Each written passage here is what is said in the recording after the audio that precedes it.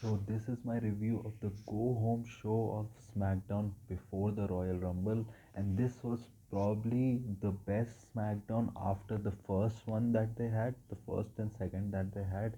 This was a really good SmackDown. I missed some of the stuff, but even the missed stuff, I know certain things that happened, and I'm really glad. Like, this was a 4 out of 5 show for me. So let's talk about CM Punk and Kevin Owens. Like, Punk essentially like bitched out Kevin Owens. He was like, I didn't get beat by Logan Paul, you know, and you could see that they were holding back a lot of the stuff that they have between them because this is a feud in the future, and I really like this. The first hour was commercial free. You also had Jimmy versus Carmelo, and Jimmy won in a good match. Before Jimmy's entrance, you had Shinsuke Nakamura lurking around looking at his potential new challengers.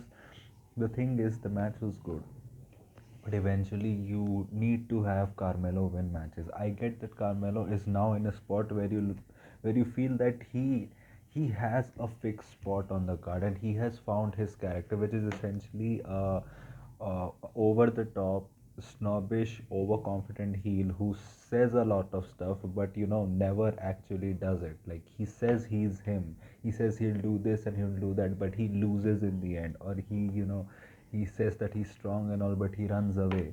He's also stupid also. But the thing is, if you want Carmelo to be a star, you need to start giving him wins. You need to book him in a way that this gimmick can eventually lead him into becoming a champion. Like Sami Zayn, the conspiracy artist, he was a nut. He was a nut essentially, but they worked his character in a way that he became the Intercontinental Champion. Maybe his reign was not that good, but at least they booked him in a way that he was a loser, but he was a smart guy too. So he used things in his favor to win. Maybe you could do now. They have to find something that can work inside Carmelo Hayes' character and book him in a way that gets him to title gold. So I hope they do that. Then you also had, Damien Priest coming out. Damien Priest said that now he's on SmackDown. He wants to go to the Rumble and he wants to win the World Championship. Jacob Fatu interrupts him. For me, his first half of the promo was essentially like, buzzler words, Yaramin and everything. Like, it was essentially, these are the lines you expect me to say, so I'm saying it. But it was essentially, that, I run SmackDown. The gist was, I run SmackDown. This is not Raw. And if you're on SmackDown, only two options are either you lay down or we're gonna beat your ass down. Um, and Damon was like, like Jacob also brought up that we are both from the streets and everything. So Damon said, "You think that's supposed to scare me? Like, as you said, we are both from the streets." And then he said something in Spanish, and he was like, you know, "Let's fight right now." And they stared off. There was a light holy shit chance, and then Damien straight away kicked Tamatonga in the face, and that was very badass, according to me. He kicked Tamatonga in the face. Then they started to brawl. I would have liked Jacob to hit a low blow rather than Jacob getting the upper hand because of Tamatonga.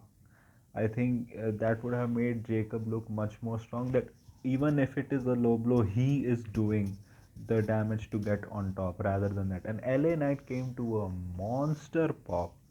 He hit Jacob in the back with the chair, and he said that tonight it's going to be me and you versus it's going to be me and Damien versus Jacob and Tama, and it's everybody saying LA Knight, yeah.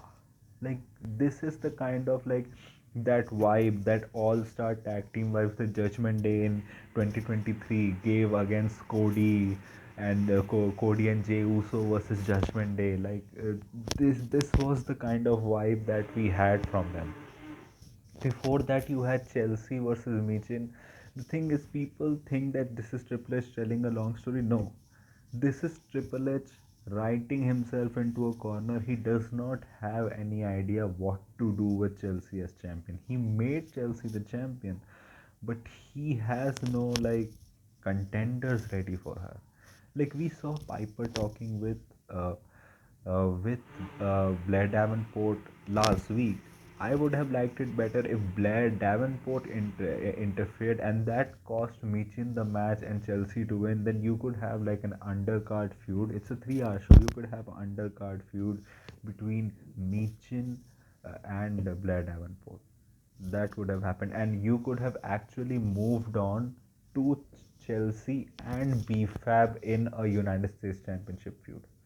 The thing is, he made Chelsea the United States champion, knowing that she has great character work, she has the crowd behind her back, but he doesn't have plans for her. Like, what was this ending?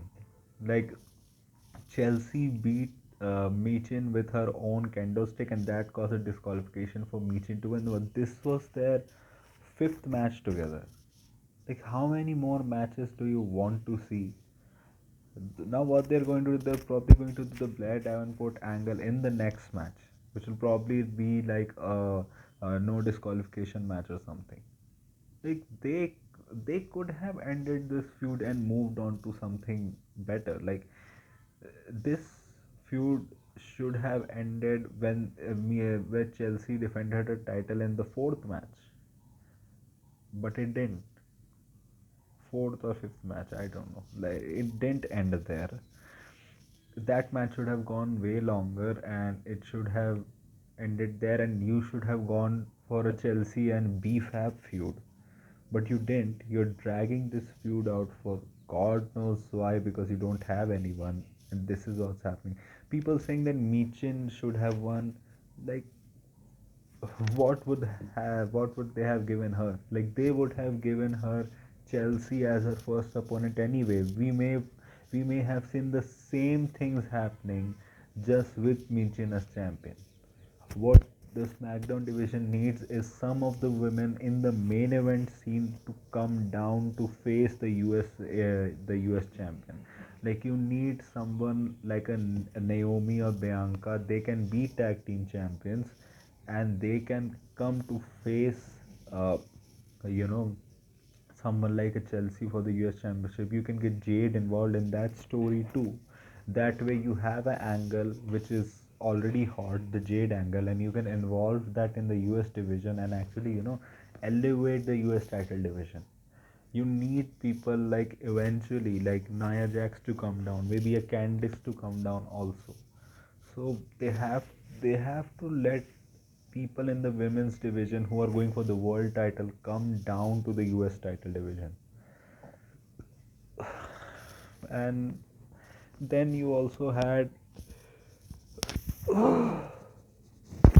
it was Motor City Machine Guns and Los Garzas versus DIY and Pretty Deadly. You had a backstage segment where it was essentially Los Garzas, the Legado del Fantasma, essentially saying that Santos announcing that he's entering the Rumble, and he was like, "You got your title shots. I have to, start over again." And and Los Garzas, we have to, go for the tag titles and everything.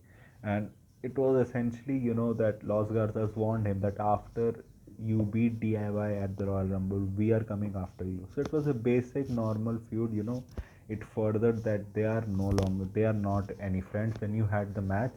I think this match showed out Los Garzas more than MCMG and Pretty Deadly and all.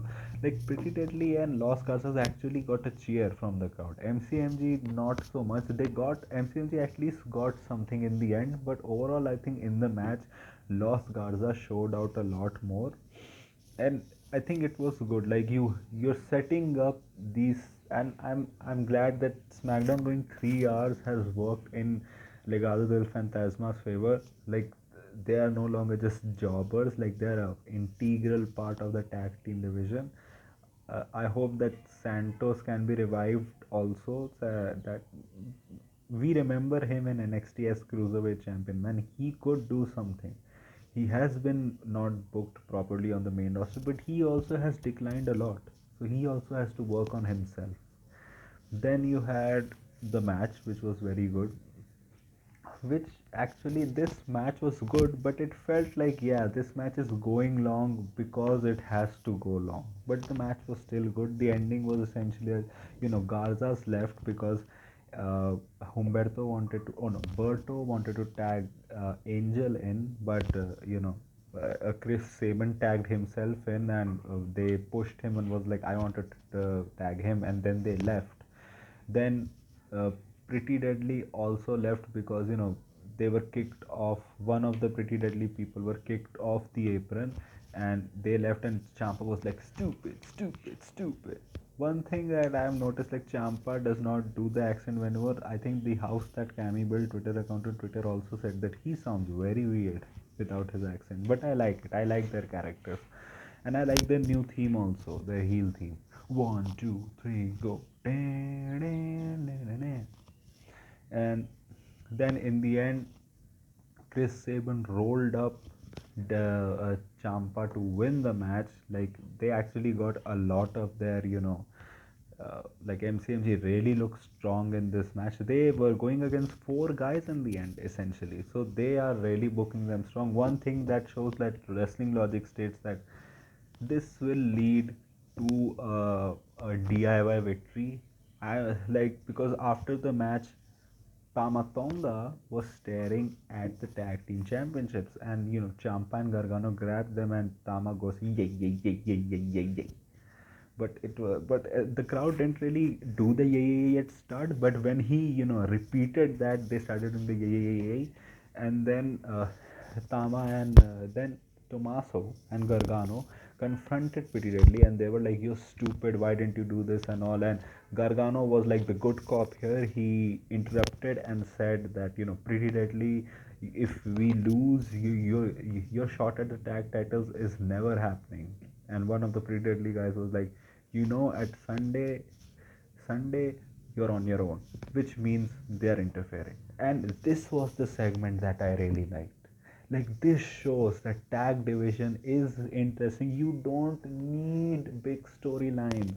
I don't even mind the tag team championships being on pay per view. If you give them adequate enough time on TV, if you give them actual normal stories, I am fine with it. Like you have Tama Tonga eyeing the tag titles. Maybe in the future when Tonga Loa returns, they go after the tag team championships again. You have the very awesome dynamic between Pretty Deadly and DIY, which is actually getting Pretty Deadly over with the crowd, like getting them a little bit of a start of a babyface reaction. Maybe at Mania. I think this would lead probably at the Rumble. Garza's will interfere. Pretty Deadly will probably interfere first. Then you'll have Garza's interfere, and I think you'll have Street Profits interfere also. But in their interference, they were inadvertently cost MCMG, which would result in DIY winning. Then you can have like a massive brawl on SmackDown where the Motor City Machine Guns have gone crazy, like they're attacking Street Profits. You get Garza's involved, and you get Deadly involved, and DIY are just like typical heroes, like ha ha ha, yeah, see what we did with you, ha ha ha. And at that moment, you have an Apollo Crews stand up to them, like these guys are busy with themselves. But I remember I defeated you, Johnny Gargano, and I have a partner in mind to face you for the tag titles. We are coming after you, and that partner is Giovanni Vinci. Like Apollo and Giovanni Vinci, like they can have like a shared trauma. Like Apollo Cruz's career never really took off in WWE. Giovanni's Vinci, he can say that he repackaged, but Apollo kind of screwed himself, screwed his push, and they are together because they know that they can take down DIY. And you have a little, a short feud between Apollo and Giovanni versus the DIY, and while at the same time you have another tag division feud where essentially all the other tag teams are going bonkers against each other, trying to get to DIY to take those titles off DIY. I hope this is what they do going forward. Like this is how SmackDown tag division is going, and I hope now the Raw tag team division also gets booked good. What I think is happening, I think now that JD is injured, we may see Finn and Dominic going to the tag division as a tag team, maybe. But the thing is, the Raw Tag Team Division needs more tag teams. They have certain storylines which they can, go into like pretty quickly. Like New Day, eventually they have to win the tag titles. Like it shows their characters essentially now they went evil, but them being evil really doesn't make a difference to them because they have actually done a wrong thing going evil. But I hope they get maybe someone like an Omos as their biggie, or maybe they get some other person as their version of a biggie. I think Omos can really work here. They can say we have Omos who is much better than Biggie, and he can actually help them become the champions against War Raiders. Then you can have a whole storyline around that. So they have something there. Maybe when Dragon Lee returns, Mysterio and Dragon Lee, they can be like, you have the rest of the LWO going after tag titles, but they are not able to do it. Then Rey Mysterio says, maybe I have to take the matters into my own hands. We cannot have the dastardly team of New Day rule Raw Tag Team Division. So me and Dragon Lee will go after tag divisions. You can have them go after that. So you have things there which you can work around, but they need more bodies there. I mean, they have bodies. They have a Down Under also who can take pins, but maybe one more, an upper tier tag team, maybe Fraxium. But I see that happening mainly after Stand and Deliver, maybe in the draft. But let's see. They have certain things that they can work on the Raw Tag Team division also. Then you had, uh, they had a Cody and Kevin video package, and I was like, yeah, they're trying to waste time here. But you had that package, which was a very good package. Like I read on Twitter, it was I think Luigi Wrestling, where it was Papa Roach's new song, and it was in there. It gave the vibe of those old wrestling video packages of those blood feuds that happened, which will have these kind of songs there.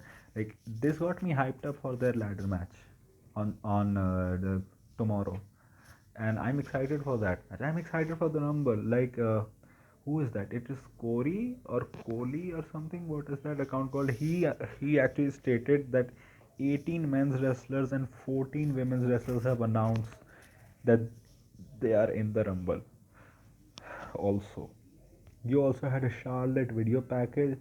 I'm like, they're presenting Charlotte as she's like a superhero or something. Like she's an empress on the top of everything. She's like, I admit, like people call me selfish. People call me, yeah, people call me selfish. Yes, I am. And she had that, catchphrase also at the end, which was, I am the getting paid.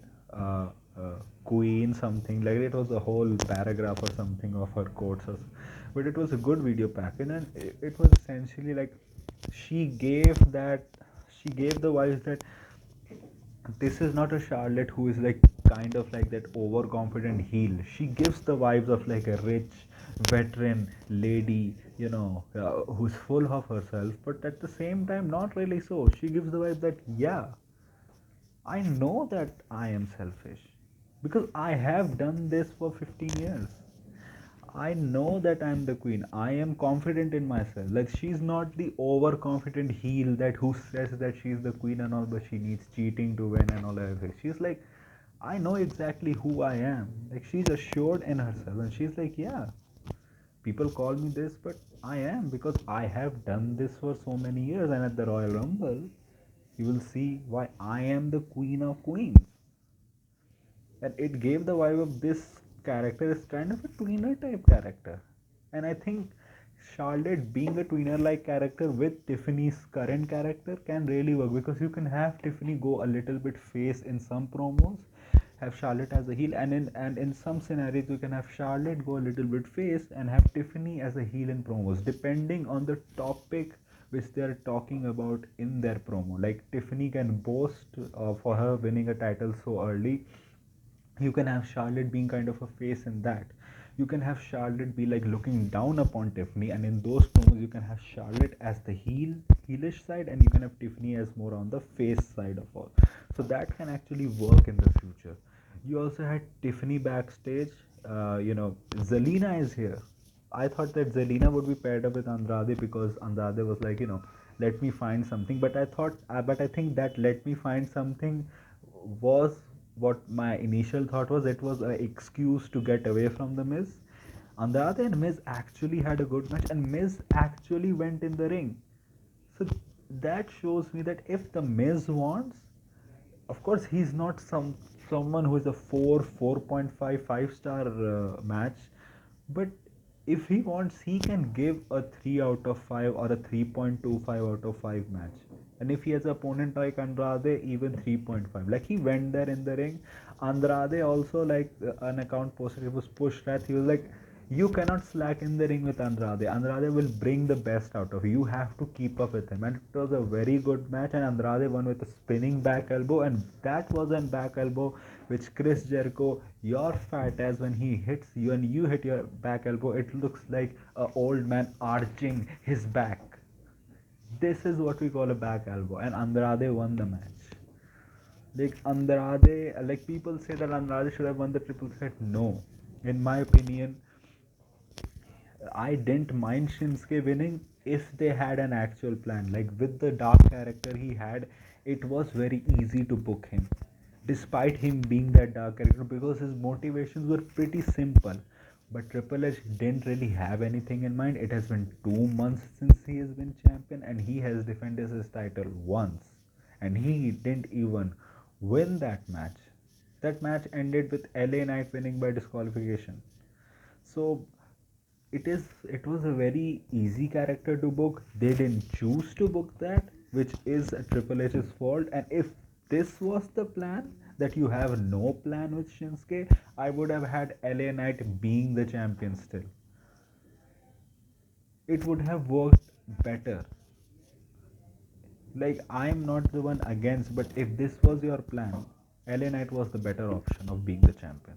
Because I don't think Shinsuke is holding that title in Mania. Like, either Damian Priest or LA Knight is taking that title. I think what is going to happen after the Rumble is probably Damian, Jimmy, LA, and Shinsuke. Like, these four are probably going to, be involved in that US title feud. Like, we saw a backstage segment when Damian Priest and LA were talking, and they were essentially like, we are only together for the night, not tomorrow. And LA was like, yeah, I appreciate it. I don't like LA being, I appreciate it. I like LA being a snobbish asshole. Like, he was against John Cena also. Then R-Truth came. I was like, I don't really like these funny segments when you have such a serious feud going on. But okay, it was funny. But I don't like it when you have like a Jacob Fatu having his feud with them and you have a funny segment before that match. But it was funny. It was essentially Truth saying, "Yeah, we are on Raw." Like, I talked to Adam Pearce. Like, he has a very distinct British voice and a head of hair again, and that was actually very funny when someone wrote that on Twitter. I actually like was, yeah, that's pretty funny. I laughed a little bit. Shinsuke was lurking behind there too. So I think these four are probably going to be involved in the US division. And I think probably what we'll see is Jimmy come close to winning the title, but he won't. And probably Damian will take that title. And you'll have LA Knight chasing that US title like till WrestleMania, and maybe we'll probably have an US title ladder match. It makes sense. You can have Damien, Jimmy, Shinsuke, LA, AJ, Carmelo, Andrade being there in that match. And I think that's a pretty good match. You can have those 7 8 people being in that ladder match at Mania, and maybe have Trick Williams interfere, have Carmelo win the match, or you can have Andrade win the match. There are ways that you can go. I just maybe you can, if you have these 7 8 people, then you can have Shinsuke like hold that title till Mania, because maybe because they hate each other so much that Shinsuke gets away defending his title. Maybe that can happen, but I see Damian Priest probably taking that title of Shinsuke like before Mania and going into the Mania as champion. And then in the ladder match, if he loses, it doesn't hurt him. He gets a good 2 3 month reign as US champion. It helps him as well. And everyone is in a good position. AJ can be there too. Then you had, and one thing is that Zelina is she confronted Tiffany. Like that's a good next defense for Tiffany. Or maybe if Charlotte doesn't win the Rumble, Zelina can be in the Elimination Chamber. Maybe in the final two with Charlotte also. You can actually push Zelina in a big way there. It doesn't look like Zelina is now with Andrade. I think Zelina is brought here because they need people to go after Chelsea Green mostly. Maybe you can have Charlotte and Zelina in the top two spot, and then you can directly put Zelina in a feud with Chelsea. Like Chelsea can get another feud, get another title defense. I think that is probably the plan here. I like Piper Niven playing up the like she's the Secret Service head of the Secret Service of Chelsea Green staff.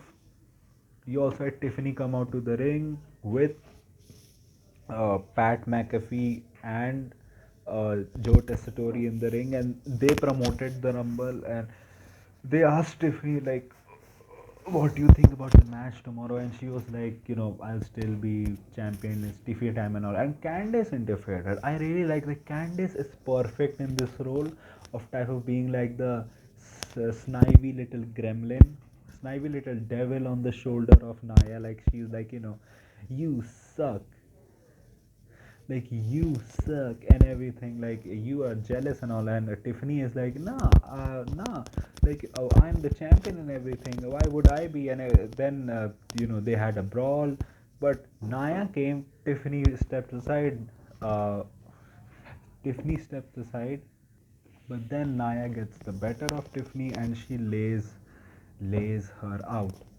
And they are back to the Tiffany Naya feud. I think that is a good feud. I don't think Naya needs to be in the chamber. You can still have her in the chamber by like injuring someone, but Tiffany versus Naya as one of her defenses at Elimination Chamber, that can really work. You can wrap up that feud before going to Charlotte. I would have liked in this segment for more people to be involved, like more people attacking each other rather than ending with just Naya standing tall, with just Naya standing tall there. And one thing also, I didn't mention that Jacob said that he's unleashed now, like he's not on a leash. So I think that solo Jacob feud is coming. And then you had a Bianca Naomi backstage promo also, which was a pretty cringe to me. But they were like, one of us will win the Rumble. One of us will win the Rumble. That was the gist of it. So that was that. And then Naomi versus Liv happened, which was a fine match. Naomi won in the end. Raquel tried to interfere, but Naomi got the better. In the end, Liv and Raquel still stood tall, and it was like, now you are booking Raquel as a beast that she can take out two people, but not when she was against Rhea. Like I am a Rhea Ripley fan. I like Rhea one, but they never booked Raquel as a serious, bodyguard threat. Now they are booking her as a serious threat. I don't understand the tag team finisher. Like she power bombs him on two people. When it's a triple threat match, when you power bomb someone, it hurts the person getting power bombed too. But when you're a tag team, you do that suddenly, voila, it doesn't hurt them. But I like this angle. This is eventually leading to Jade coming back tomorrow. Maybe you get a title defense on Raw or Smackdown even, and there you have Liv and Raquel probably taking the titles off Bianca and Naomi. Then you had the main event match. This was a crowd was really hot. This was a really good match. Like Damien, like people were behind Damien. They're already behind LA, like crazy. But they were really behind Damien in this match. And I loved it. Like Damien feels so rejuvenated. I still like Damien on Raw, but he feels like a bigger deal here. There, he had like Seth and them in being in a feud. You had the ever never-ending reign of Gunther. Here, he feels like a major player. SmackDown needed him. Maybe you could call him a big fish in a small pond, but he's a star. People cannot deny that he's a star. They had a great one. LA hit Jacob with a sick like running cross body, over the barricade, which took him out. Like that sounded like a gunshot went off. Then you had, Damien Priest in the ring, hitting Tama Tonga with South of Heaven and winning the match. I think they kind of rushed the ending because I think they took more time into the match that they weren't supposed to, because in the end, like, Jacob, like, instantly came in, attacked Damien while the executive producers was playing, and the show ended. I didn't expect Damien to win this match. I would have liked Jacob and them to win the match, but I get it. Damien has just come on SmackDown and you want him to, win, and he pinned Tama anyway. I would have wanted more than LA taking out Jacob. Like, both would should have taken out each other. It's like, both falling through the barricade, or both jumping from the top rope and attacking each other, like, a collision or something. I think that would have protected Jacob more, but the end, it was Jacob standing tall. So, a pretty good SmackDown. That was my review of SmackDown. So, if you like this type of content, like this video, share and subscribe. If you don't, share it with those who do. My social media links are in the description. Go follow me on that. My UPI ID link, shabba@okicici is in the description. Also, donate any amount of money which you can, which will help me become a permanent YouTuber. So that was it for me today. So thank you. Goodbye. Alvida. Excited for the number. Thank you. Goodbye. Alvida. That was it for me today. Thank you. Goodbye. Alvida.